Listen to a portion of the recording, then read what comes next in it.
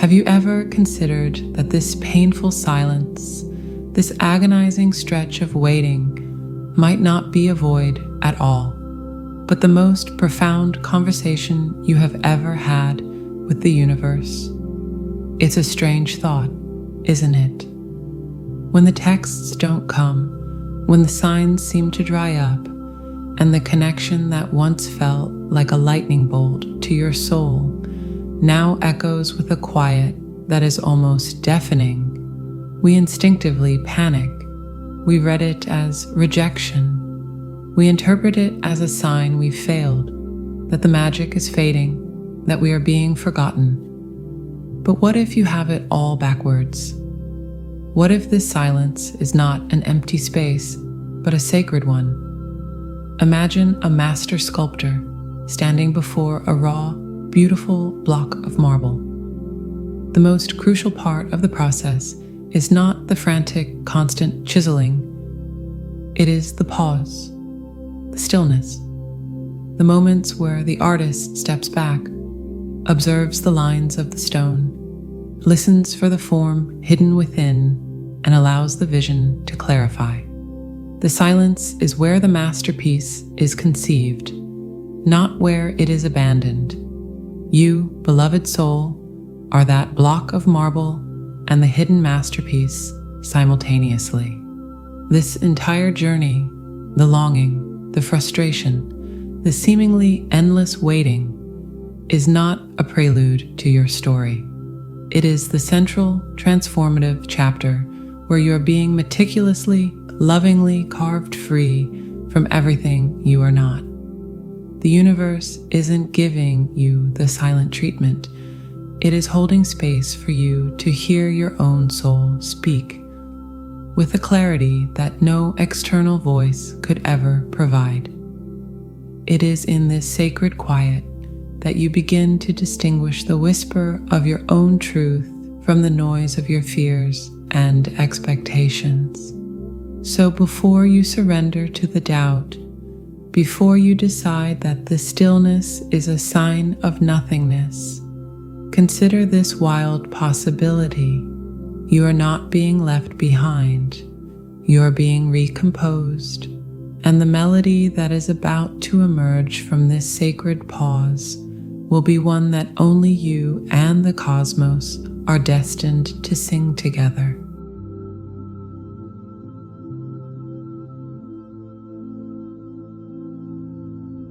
You know the feeling, don't you? That agonizing stretch of silence where it seems the entire universe has hit the pause button. Your texts go unanswered. The synchronicities that once dotted your landscape like friendly fireflies have vanished, and the passionate electric connection that defined your life feels like a dream you're no longer sure you had. The spiritual community calls it the runner-chaser dynamic, or the separation phase. I call it the great unraveling. And you, my dear, are in the belly of the beast. And everything in you is screaming that this is failure. This is loss. This is proof you were wrong. But what if you're not being shut out? What if you are, in fact, being invited in? Deeper than you've ever been. Let's talk about the chrysalis, not the pretty, sparkly metaphor you see on inspirational posters. Let's talk about the biological reality. A caterpillar doesn't just grow wings. It doesn't simply decide to become a butterfly and then, poof, metamorphosis. No, it attaches itself to a leaf and literally dissolves. Its entire cellular structure breaks down into a soupy, formless essence, a nutrient-rich goo scientists call imaginal discs. For a time, there is no caterpillar, there is no butterfly, there is only chaotic, primal potential. The old self is utterly deconstructed before the new self can even begin to assemble. This isn't a gentle nap. This is a divine demolition, and this beautiful soul is precisely where you are. This stuck phase, this painful silence, this feeling of being in emotional and spiritual limbo, this is not a sign you've been abandoned by the universe or your twin flame. This is the sacred, messy, and utterly necessary process of becoming soup. Your ego, your attachments, your old love blueprints built on neediness and fear, your entire identity as a separate self seeking its other half, all of it is being liquefied. You can't build a celestial being from the architecture of an earthly creature. The universe has to break the mold, and you're trying to build wings while you're still in the goo. You're frantically searching for a sign, trying to meditate harder, manifest faster, do something to end the discomfort. But darling, the caterpillar doesn't do a single thing inside that chrysalis. It doesn't strive. It doesn't push. It simply allows the biological intelligence, the life force that designed it, to do its work. Your job right now is not to do. Your job is to be. Be the soup. Be the holy, chaotic, potential-filled mess. Trust that the same cosmic intelligence that orchestrates the galaxies and the turning of the seasons is orchestrating this dissolution within you. This is why it hurts so much. You are fighting the process. You're trying to hold onto the shape of the caterpillar while the universe is trying to build a butterfly. The tension you feel is the friction between your will and divine will. So, surrender. Let go. Fall apart. It is in this complete surrender, this courageous acceptance of the stillness, that the real magic ignites. The silence isn't empty, it's pregnant. The darkness isn't absent, it's full. It is in this sacred pause that you stop being a seeker and start becoming the destination itself. And you know the most fascinating part? Inside that chrysalis, the imaginal discs, the blueprints for the wings, the eyes, the antennae of the future butterfly were actually always there, latent within the caterpillar, waiting for the precise trigger to activate. The potential was always within. This breakdown is not a destruction of you. It is the revelation of you, the you that exists beyond story, beyond trauma, beyond the need for anyone to complete you. So the next time you feel that frantic energy, that fear that you're being left behind, I want you to take a breath, a deep soul-level breath, and whisper to yourself, I am in the chrysalis. My wings are being forged in this silence. This isn't a waiting room. This is the workshop, and the master artist is at work. And if you think this level of transformation is profound, wait until you discover how this sacred stillness is not just healing you, but is actively settling a soul debt that has echoed through lifetimes. But that, my friend, is a story for another moment. The universe isn't asking you to be patient.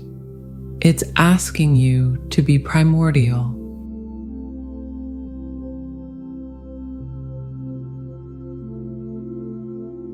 So, you've learned to sit in the chrysalis. You've made a kind of peace with the holy soup of your own becoming. But there's this other thing, isn't there? A peculiar, haunting sensation that the weight you're carrying isn't entirely your own. That the grief that sometimes washes over you in the shower for no apparent reason, the sudden, sharp anxiety in a moment of peace, the profound sense of longing that feels older than your own childhood, it's all too deep, too ancient to have originated solely in your lived experience. You're right. What if I told you that the most profound work you're doing in this sacred pause isn't just about healing your own past, but about closing a loop, that has been open for a very, very long time. We talk about karma so flippantly as if it's a personal credit score for the soul. But it's so much more fluid, more interconnected than that. Think of it not as punishment, but as unresolved energy. A vibration set in motion by a past action, a trauma, a broken promise, or an unexpressed love that never found its rightful home. This energy doesn't just vanish, it echoes. It ripples through time, through bloodlines, through the very fabric of your soul's lineage, looking for a point of resolution. It accrues interest. It becomes what I call an energetic debt. And you, my dear, are the current designated accountant for this debt.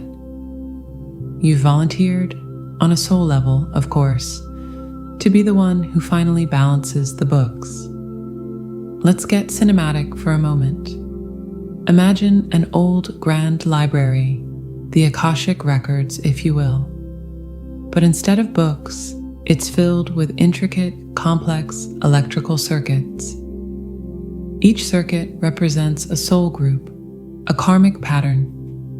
Some are glowing with a steady, complete light. Others are sputtering, flickering, with gaps in the wiring where a connection was violently severed or simply never completed. Your twin flame connection, it's one of these circuits. The intense, almost unbearable pull you feel towards each other is the power trying to flow across a broken line. The painful push away, the triggers, the miscommunications. That's the spark flying from a live wire that can't find its grounding. You are not just crying for the time your partner didn't call.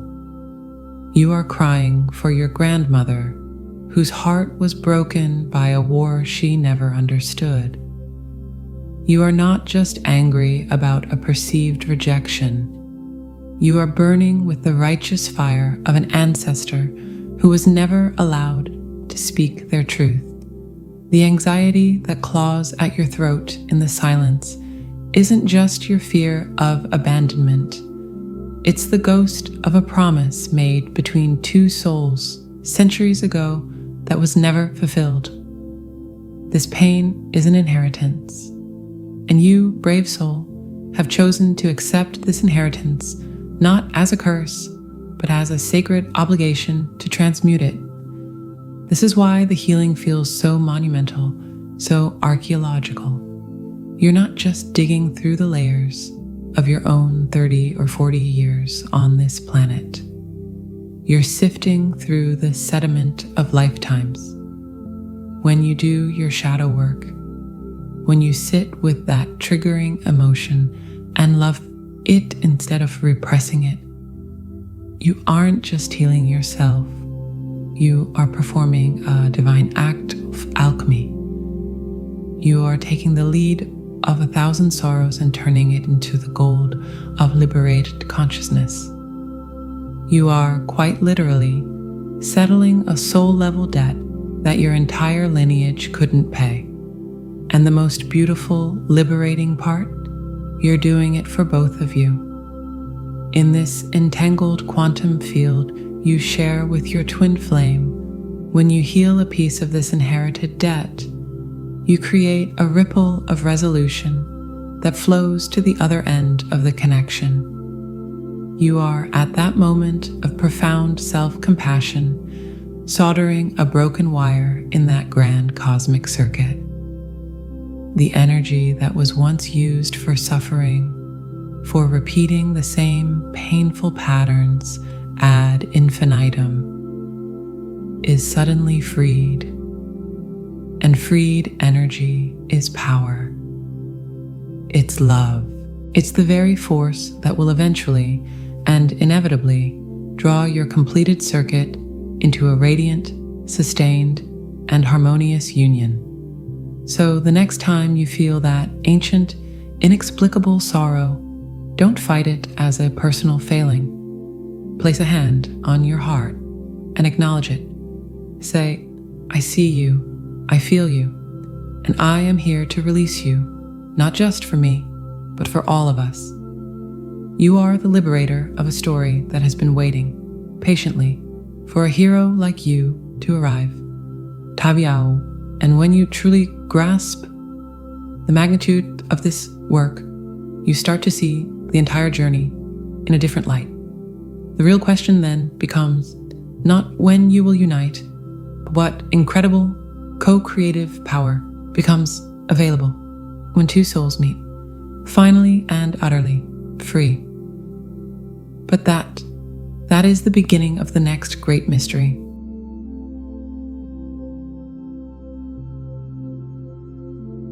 And so we arrive here at the quiet center of the storm you thought would never end.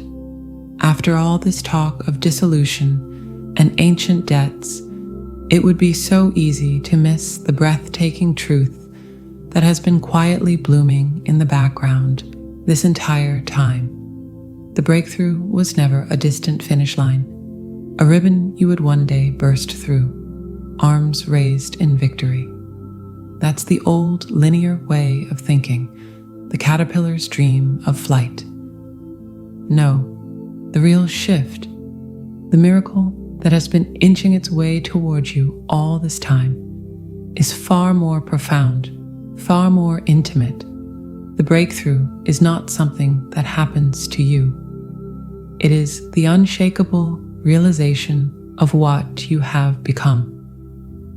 All this time, while you were fervently praying for an external change, a call, a message, a reunion, the universe was performing its most delicate surgery internally.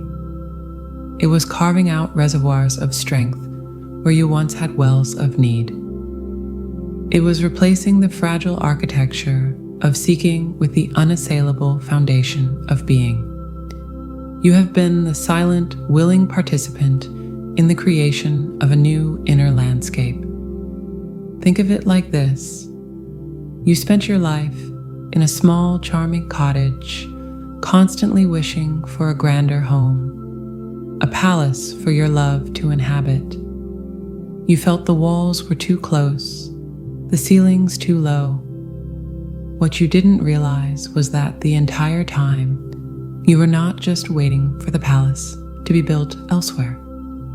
You were, stone by sacred stone, becoming the palace itself. The high vaulted ceilings are your expanded consciousness. The deep, sturdy foundations are your healed worth. The quiet, spacious halls are your hard-won peace. The love you were seeking out there could only ever truly land when the internal architecture was vast enough and solid enough to hold its immense frequency without trembling. This is why the universe has been so insistently and at times frustratingly keeping you in this sacred process. It wasn't withholding your beloved. It was protecting the sanctity of the meeting. It was ensuring that when your eyes finally meet again, it wouldn't be two hungry souls recognizing what they could take from each other, but two whole, sovereign beings recognizing a reflection of their own divine completeness. You won't be looking for a home in them. You will be inviting them to explore the boundless wonder of the home you have built within yourself. So when you feel that familiar ache, that whisper of when, I want you to pause. I want you to place your hand on your heart and feel the solidity there. Feel the new spaciousness behind your ribs. That isn't an empty waiting room. That is a cathedral. You are no longer a seeker on a path. You have become the destination, and every destination in its own perfect time is found. The journey now shifts from one of endurance to one of embodiment. The question is no longer, when will he arrive? But what majestic peace, what joyful creativity, what profound love can I broadcast into the world from this sacred space I have become? And the beautiful magnetic truth is, The world and he are already listening,